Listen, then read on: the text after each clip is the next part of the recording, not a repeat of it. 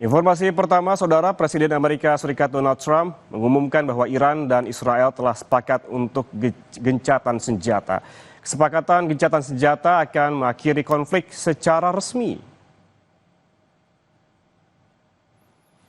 Pengumuman ini disampaikan oleh Trump di akun media sosialnya. Trump menulis, "Selamat, sudah ada kesepakatan antara Israel dan Iran untuk gencatan senjata total." Gencatan senjata ini secara resmi mengakhiri perang Israel-Iran selama 12 hari. Trump menambahkan, selama gencatan senjata, kedua belah pihak akan berada dalam situasi damai dan saling menghormati.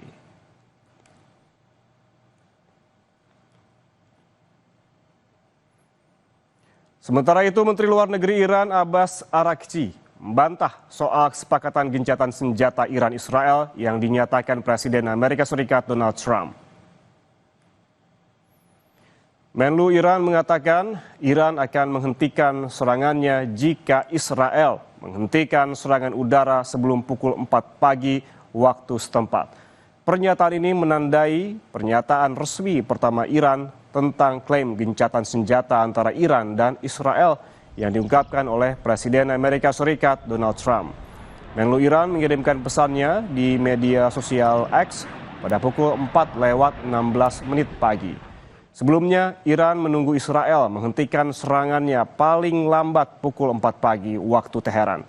Namun Israel justru meningkatkan serangannya tepat sebelum gencatan senjata mulai berlaku.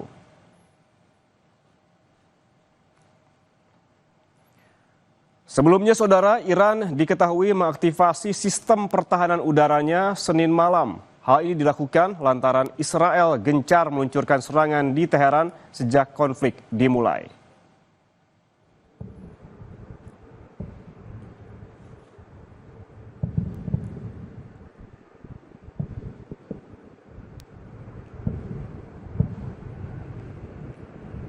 Sebuah rekaman video menunjukkan serangan udara Israel pada Senin malam saat sistem pertahanan udara menahan rudal yang masuk.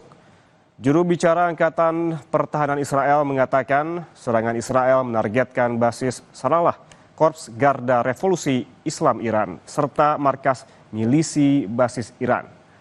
Lokasi-lokasi di seluruh Teheran yang terkena serangan menyebabkan pemadaman listrik di beberapa daerah utara.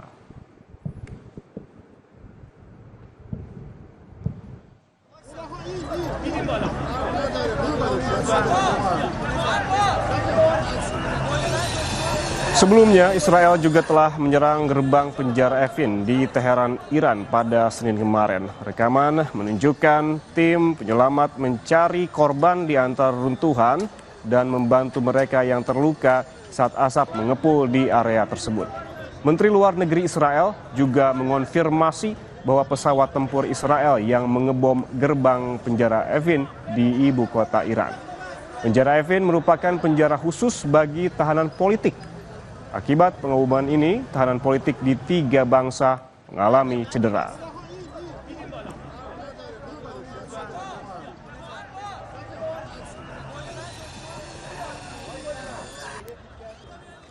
Saudara, pemerintah memulangkan 29 warga negara Indonesia dalam gelombang pertama evakuasi dampak perang Iran-Israel. WNI dijadwalkan tiba di Terminal 3 Bandara Internasional Soekarno-Hatta, Tangerang, Banten, Selasa sore.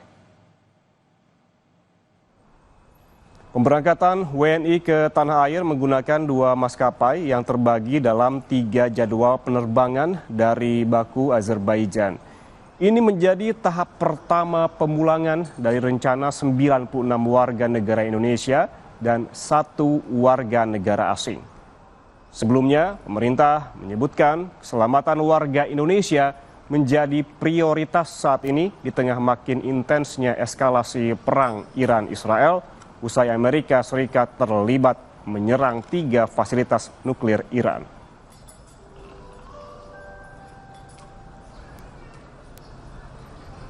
Serangan Amerika Serikat terhadap 3 fasilitas nuklir di Iran ini memicu meningkatnya ketegangan di tengah peperangan Israel-Iran. Bahkan rencana penutupan Selat Hormuz yang menjadi jalur dagang minyak dunia kini menjadi sorotan. Tak kunjung mereda, ketegangan antara Iran dan Israel justru semakin menjadi-jadi.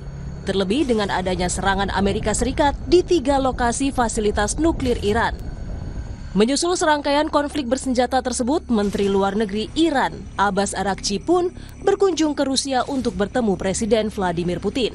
Araghchi menyebut, pembicaraannya dengan Putin sangat penting karena berkaitan dengan situasi saat ini yang disebutnya sebagai ancaman terhadap dunia internasional.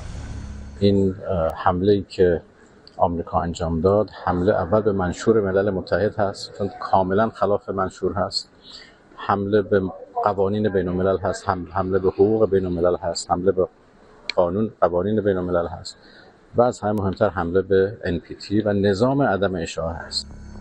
Kecaman terhadap serangan Amerika Serikat ke fasilitas nuklir Iran pun datang dari Tiongkok. Tiongkok, Rusia, dan Pakistan pun tengah mengajukan rancangan resolusi ke Dewan Keamanan PBB untuk segera melakukan gencatan senjata. 严重违反联合国宪章宗旨和原则，加剧中东紧张局势。安理会对此不能无所作为。 Sementara satu langkah baru kini tengah dilakukan pihak Iran. Kami kutip dari Kompas.com yang diambil dari TV pemerintah Iran, pernyataan anggota Komisi Keamanan Nasional Mayor Jenderal Esmail Qosari. Qosari menyatakan parlemen telah mencapai kesimpulan bahwa Selat Hormuz harus ditutup, meski keputusan akhir berada di tangan Dewan Keamanan Nasional tertinggi Iran. Selat Hormuz merupakan salah satu jalur perdagangan minyak mentah utama di dunia, yakni bisa mencapai 20-30% pasokan minyak dunia. Jalur ini juga menentukan kelancaran distribusi dari 20% gas alam cair dunia. Jika penutupan benar-benar dilakukan, maka harga minyak dunia diproyeksikan meroket. Seorang bocah berusia 10 tahun ditemukan tewas di Kabupaten Tulang Bawang, Lampung. Diduga korban diracun dan diperkosa. Informasi selengkapnya kami hadirkan seusai jeda. Tetaplah bersama kami di Sapa Indonesia Siang.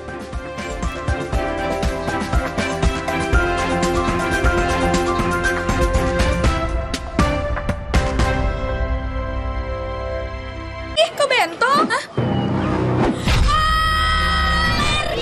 Bisa menyerang siapa saja. Obati dengan Silergi. Cetirizine aktif obat